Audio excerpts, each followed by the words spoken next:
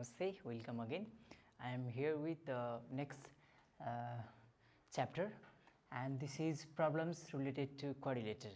In previous lesson we learned about properties of quadrilateral, and now here is some problems related to these quadrilaterals. Okay, so here first question is find the value of x from the given figures. Here is one figure, and we have to find the value of x. So first of all, look at the figure. This is A. Okay, so here the figure is a parallelogram. First of all we have to find out what is the name of figure or what is the figure. Okay, this is a figure of quadrilateral and this is a parallelogram. So when you just saw a figure, then you have to just remember, just memorize, or just think about the properties of this quadrilateral.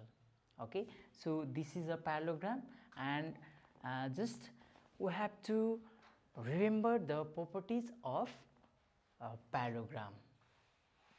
So we know that the opposite side of parallelogram are equal.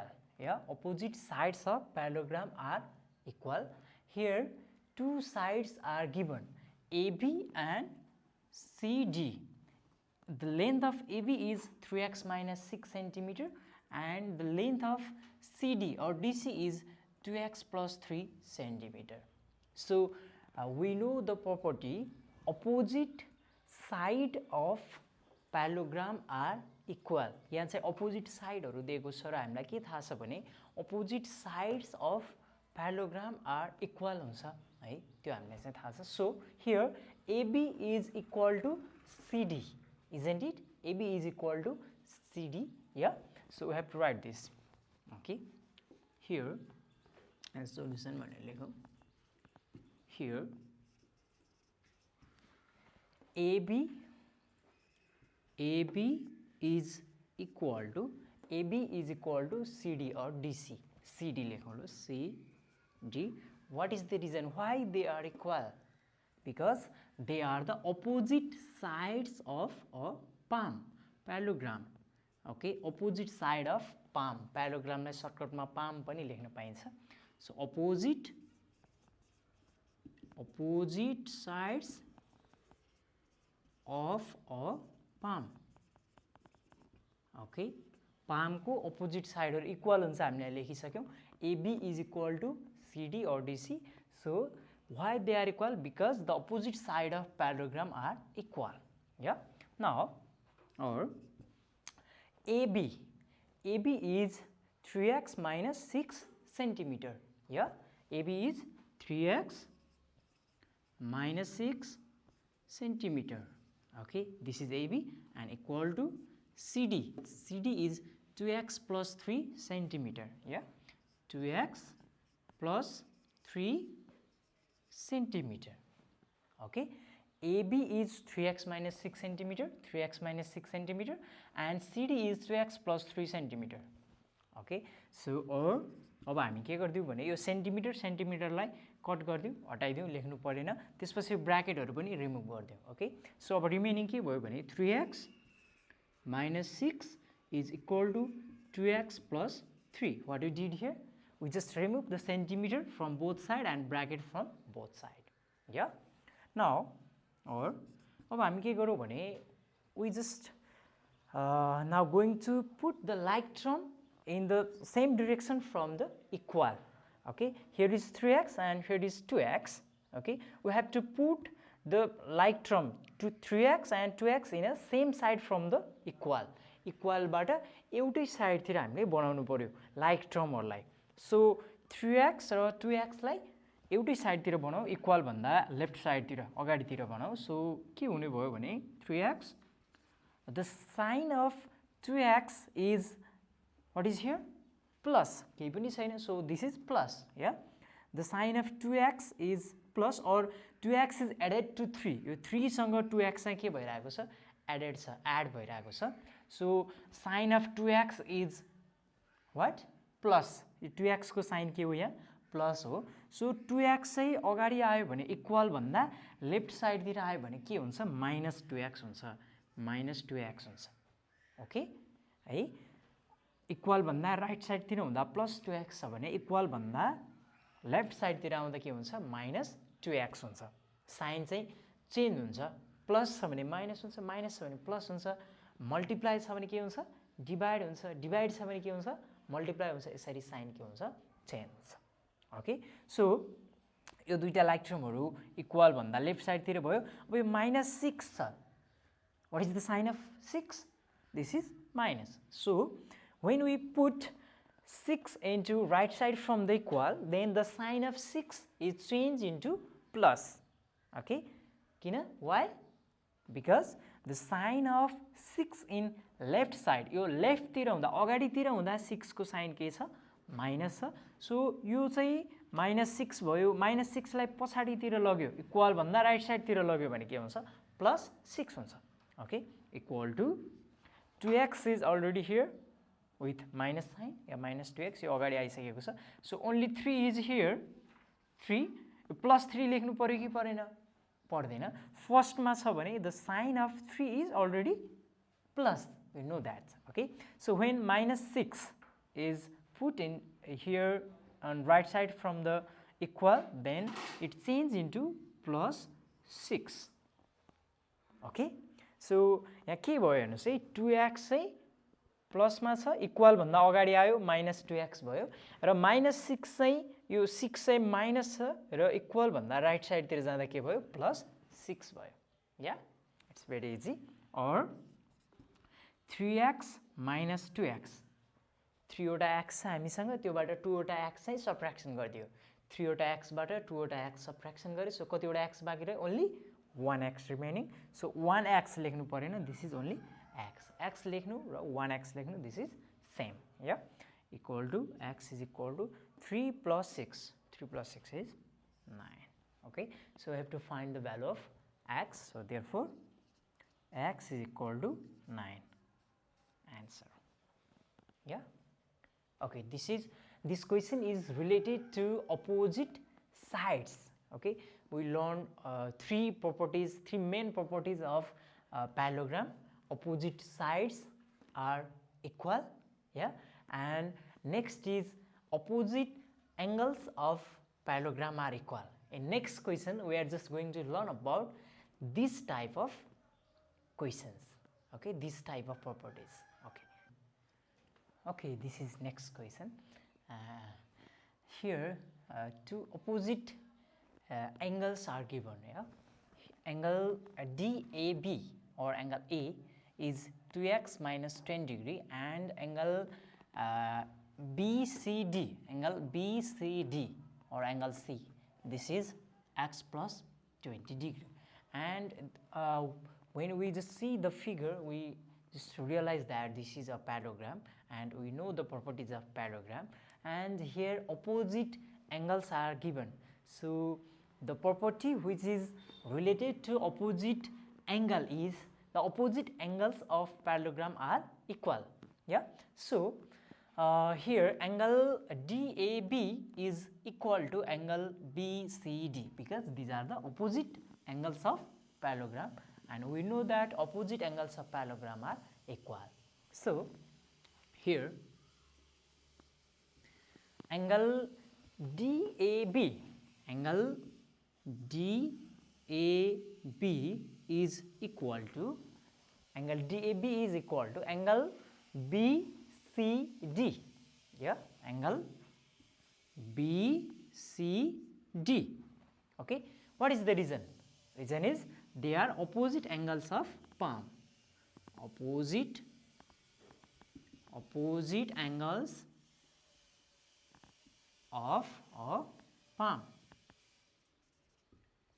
okay they are opposite angles of palm parallelogram okay or what is angle DAB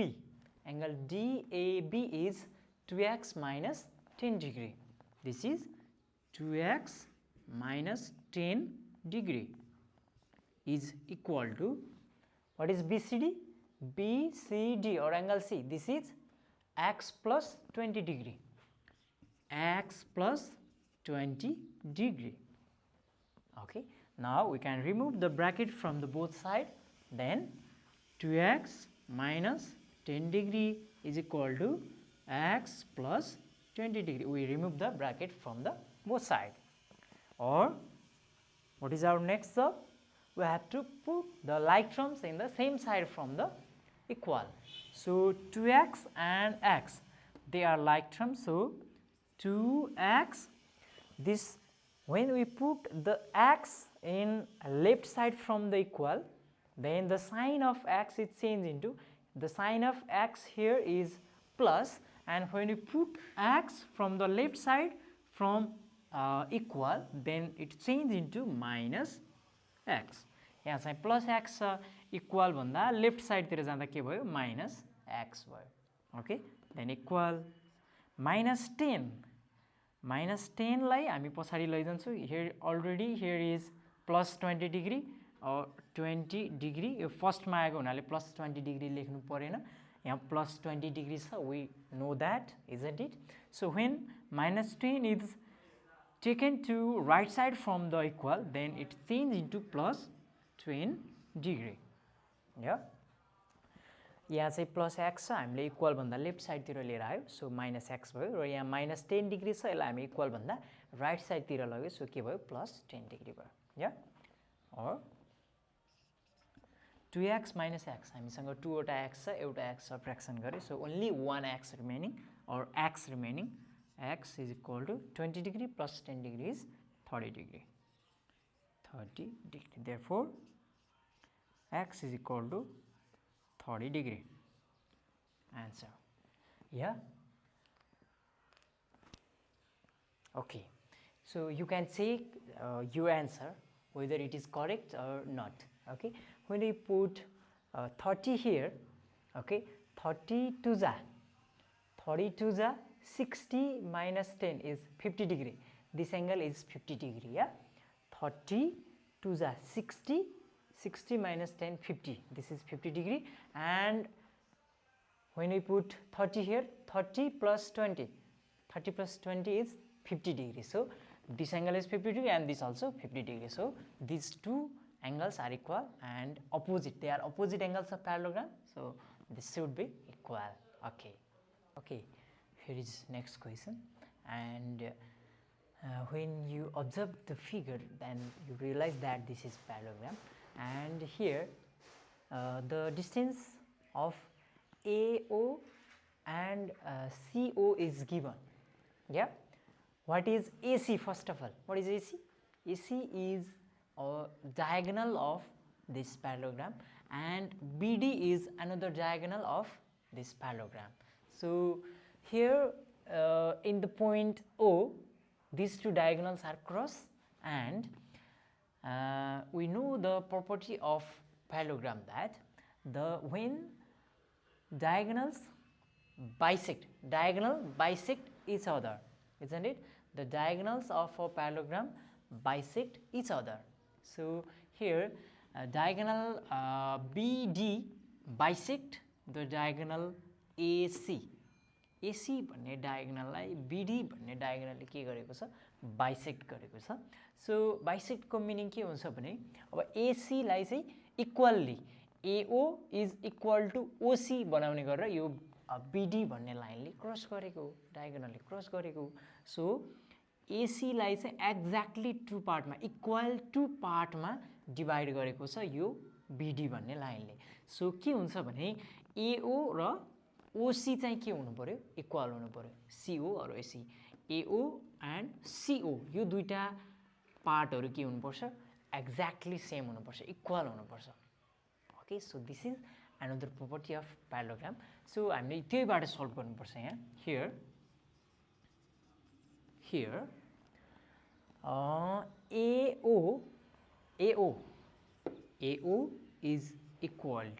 AO is equal to CO और OC लेखे पनि हुन्छ है, CO लेख्न राम्रो हो.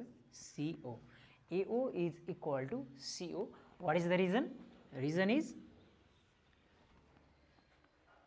diagonals of parallelogram bisect each other. This is the reason. diagonals of palm bisect each other.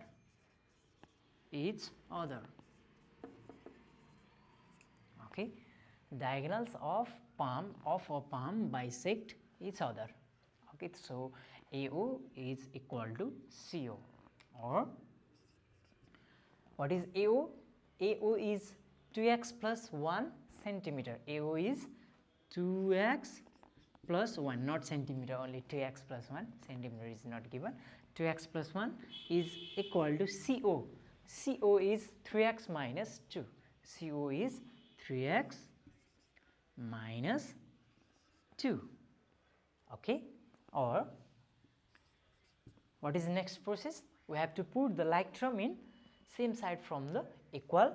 So here is 3x and here is 2x. So when we put 2x in the right side, here is only 1 and 1 सँग like term कुन छ? 1 सँग यहाँ भएको like term is minus 2. Okay, 2. So when we put minus 2 from left side from the equal, here is and right side from the equal, 2 is in right side from the equal here, and the sign is minus. So when we put left side from the equal, then sign change into plus 2. Yeah, minus 2 छ, left side तिर ल्यायो भने plus 2 भयो, equal to 3x is already here and 2x is remaining. So 2x, what is the sign of 2x here? The sign of 2x is plus, isn't it? So plus 2x लाई equal भन्दा पछाडि ल्यायो भने के भयो? minus 2x भयो. Yeah, okay. So हामीले चाहिँ यो 3x लाई अगाडि ल्याएको भए 2x minus 3x हुन्थ्यो, minus x हुन्थ्यो, यतापट्टि minus हुन्थ्यो, त्यसरी कट गरेर पनि गर्न सकिन्छ है. अब यो 3x लाई अगाडि ल्याएर 2x minus 3x बनायो equal to minus 2, यो plus 1 पछाडि जाँदा minus 1 हुन्छ.